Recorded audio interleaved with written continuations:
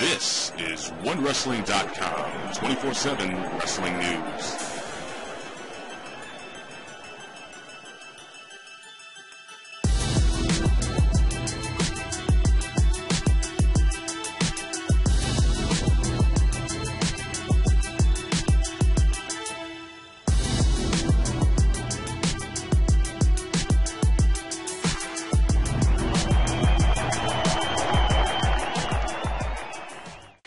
Ladies and gentlemen, this is Big Ray's Wrestling Show. I'm the Mark of the Masters, the man with a plan. Big Ray here to stay to talk some TNA Today Impact 4/11/2013.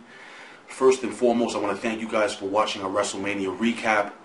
Thank you for watching our coverage of WrestleCon. There are a whole bunch of videos that Bill Apter is going to be putting up really soon.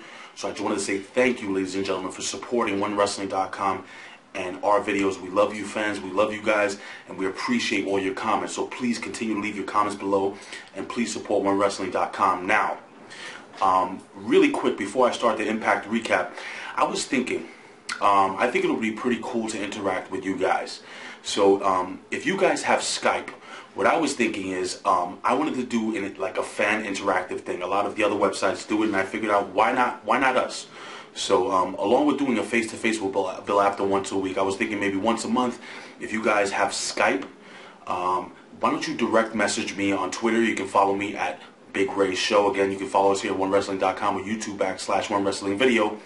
And direct message me if you're interested in doing a show with me, where I would basically be interviewing you, and you would give me your opinions on either TNA Wrestling or Monday Night Raw or SmackDown and so on and so forth, or TNA Wrestling and WWE, or just wrestling in general. I'll be bringing up a topic maybe once a month, and I think it'll be pretty fun. So you guys let me know what you guys think. If you guys think it's cool, leave a comment below. Direct message me on Twitter. Again, you can follow me at Big Ray Show. Let's go on. So Impact starts off, and first and foremost, let me say that this night of wrestling was it was really fast paced. I thought the show actually moved very well. It was very smooth, this show. Very enjoyable to watch. The matches were pretty good. Actually, you know what? The matches were actually really good, and I really enjoyed this night of TNA Wrestling. I think it was better than last week's TNA Wrestling. It was better than WrestleMania, I tell you that. All right. I've been trashing WrestleMania over the last couple of days. I thought it was awful, but that's WWE. This is TNA. I don't mean to put down that product, but let's be real. So Hulk Hogan is backstage now. We know Jeff Hardy has the World Heavyweight Championship match and the TLC match, or they call the Metal Mayhem match, between Jeff Hardy and Bully Ray. And Hulk Hogan's his backstage brother, and Hulk Hogan wants to know if Jeff Hardy is ready, brother. And Jeff Hardy not only says that he's ready, he says he was born ready. So Jeff Hardy is basically getting ready for the World Heavyweight Championship match, but we move on to the tag team title match. Now we know there's a whole bunch of stipulations. If Bobby Roode and his tag team partner Austin Aries actually win, what happens is Chavo and Hernandez have to break apart. So we're gonna run through this match really quickly. It was best out of 3 falls, and the first fall, basically, Roode and Aries, they start the match, and immediately, while first and foremost, let me just tell you that I think it's James Leja. He's a Mexican boxing champion. He actually escorted Hernandez and Chavo to the ring. Well, while they're escorting the boxing champion to his seat, the tag team champions attack with their tag team titles, both beating the living daylights out of Chavo and Hernandez, and they basically steal the first fall. They basically hit, Bobby Roode hits the big spine buster on Chavo Guerrero while Hernandez was laid out outside the ring. So Bobby Roode and Austin Aries win the first fall. Now the second fall, Chavo is still down, Hernandez is still down outside the ring, and Austin Aries goes to the top. He begs to be tagged in, and he goes to the top, and he's doing the whole Eddie Guerrero mocking the Guerrero family, and he goes to the top rope, and he's going for the frog splash, and he actually executes a really good frog. I actually think his frog splash was much better than Chavo's. Not too many better than Eddie Guerrero. I don't care what anybody says, but yeah. So he misses, and Chavo is able to roll him up for the 1, 2-3. So now we're even 1-1. Now, again, this match was really fast-paced. It was a really, really good match. Obviously, I think the match of the, well, may have been the match of the night. The World Heavyweight title match was actually really good, but towards the end of the match, we have Chavo and Aries, and Chavo's in the corner. Austin Aries is trying to hit him with a superplex, and Super Mex actually interrupts that. He puts him up in the border toss, or as us old wrestling fans know, the Razor's Edge. And that's broken up by Bobby Roode. So Bobby Roode and Austin Aries attempt a double suplex on Hernandez. Well, Hernandez overpowers them and hits a double suplex on the tag team champions, leaving Bobby Roode on the mat. Tags in Chavo Guerrero. Chavo Guerrero goes off the top rope with the frog splash. And guess what, ladies and gentlemen? Yes, we have new TNA Tag Team Champions. Really, really cool. I thought this match was really good. I would love to know what you guys think. Please leave a comment below here at OneWrestling.com or YouTube/OneWrestlingVideo. We move on backstage, and we have Joey Ryan. Joey Ryan's with Brooke Hogan, and you know, Joey Ryan, again, I love this character, and I love in which direction they're actually using him. They're actually using him on TV finally. Not much in the ring, but Joey Ryan backstage, he's with Brooke, and he wants to referee again. And Brooke basically starts flirting with him, and she basically is playing with his head, and she declines his offer to referee. She basically said that, you know, he embarrassed her last week, which he was groping all the girls and stuff. He didn't really, you know, and he didn't call the match, let's just say, down the middle. But Brooke says, you know, she was embarrassed by Joey Ryan, and Joey Ryan says, you know, look, I want to be the bigger man, you know, let me go, let me do this. Brooke just cuts him off and says, you know what, you're going to have a match tonight. I already spoke to my dad, Hulk Hogan, and you're going to face a bigger man. And he wants to know who's bigger than him. Well, he finds out later on, but we move on. We have Joseph Park, and Joseph Park comes to the ring. And again, I love Joseph Park, but I don't know if it was just me, but the fans really, I don't think they were really feeling Joseph Park. But Joseph Park comes into the ring, and he basically says that he has an issue with the Aces and Eights, and he, you know, he took it upon himself to write up this whole Nolan thing, and Devon comes into the ring. And Devon basically warns him. He says, let me tell you something. If you have a problem with Bully Ray, if you have a problem with the Aces and Eights, you have a problem with me. He snatches the paper away, or the annulment paper away, and he rips it up in the face of Joseph Park. Well, from that point, you know, Joseph Park, it looks like Devon's going to basically back off and walk away. But no, my friend. Joseph Park gets the living crap beat out of him by Devon. Well, Devon actually had a chain hidden in his jeans, and he attacks Joseph Park with the chain. So I guess point taken. We move on, and we have the knockouts, and it was actually a pretty cool match. We have Taryn Terrell versus Gail Kim. Taryn Terrell's first official match with TNA Wrestling, and she actually did a relatively good job. But they needed a referee, and who was the referee? Well, they call ODB to referee. Now, again, this is my opinion. ODB, in my opinion, is one of the best female wrestlers, period. Why do they have a referee? I really want to see her in the mix. I want to see her in the ring. Maybe she has an injury we don't know about. If you guys know, let me know. Please leave a message here below. But she's refereeing, apparently. And long story short, towards the end of the match, we have Gail Kim, and Gail Kim is taken to cheating a lot. She basically rolls up Taryn Terrell, but she's grabbing the tights. ODB actually sees this, and Gail Kim is distracted by ODB, noticing that she's cheating. She gets kicked off and thrusted into the corner, and then Taryn Terrell is able to roll her up for the 1-2-3. Taryn Terrell goes over for the first time. ODB ends up chasing Gail Kim outside the ring, which was pretty funny, but that's it with that match. Then we move on to Gut Check, and we have Adam Pearce and Magno. Now, last week, if you watched my recap, I expressed to you how I thought Adam Pearce was a lock. And apparently, the three judges chose Magno to move on to the ring. I thought Adam Pearce did a fantastic job. And again, this is my opinion. This is not a spoiler or anything. I honestly think that Adam Pearce being voted out, TNA's loss is going to be a huge gain for the Aces and Eights.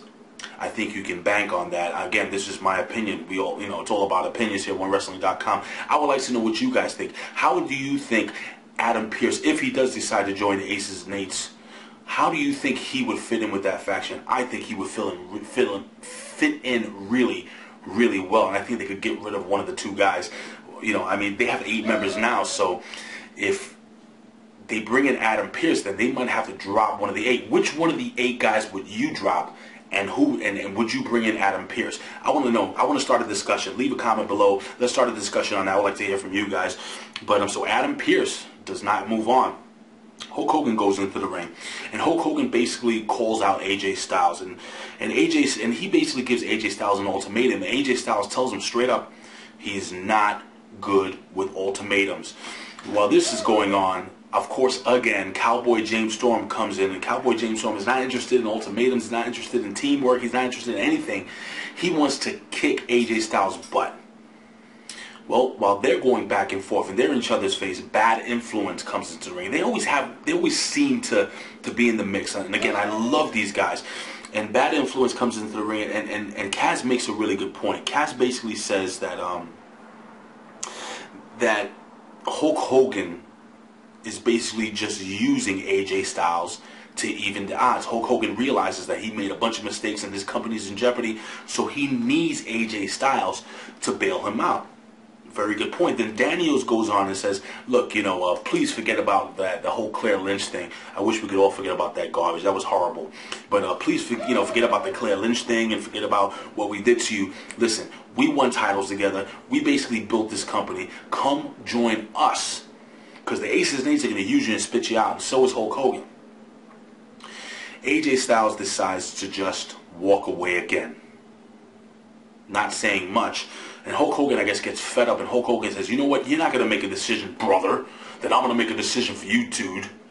And next week, you're going to fight Cowboy James Storm. So we're looking to have a really, really big match between Cowboy James Storm and AJ Styles. And I think that this match is going to help shape which way AJ Styles' character is going to go. Where do you think AJ Styles is going to go? Where's his character going to go?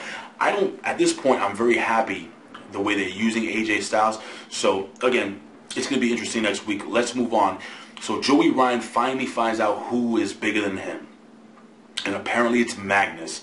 And this was what we call in the wrestling business a squash match. Magnus basically beats the living daylights out of Joey Ryan. Hardly no offense. And Joey Ryan is picked up and put in a fireman's carry into a front spine buster. 1, 2, 3. Magnus goes over really, really quickly. And we go backstage and we have Brooke, and she's with Hulk, and she begs Hulk. She goes, listen, Dad, I need to be ringside when Jeff Hardy wins the title. I want to see the look on Bully Ray's face. Hulk Hogan agrees, that she's going to have security with her, so on and so forth. Now, while this is going on, we have Matt Morgan. And Matt Morgan promises Hulk Hogan that all the bad decisions will come crashing down on him. And Matt Morgan seems to have a real... Let's just say that he looks like he's intimidating Hulk Hogan. Is Matt Morgan the missing piece? Maybe not AJ Styles. Maybe Matt Morgan is that missing piece. But is Matt Morgan basically too, let's just say, angry at Hulk Hogan for all the times that Hulk Hogan passed him by? Really interested. But anyway, we move on to Gut Check, and Magno comes into the ring. Now keep in mind, we're live. We're in Texas, and this guy's Magno's hometown.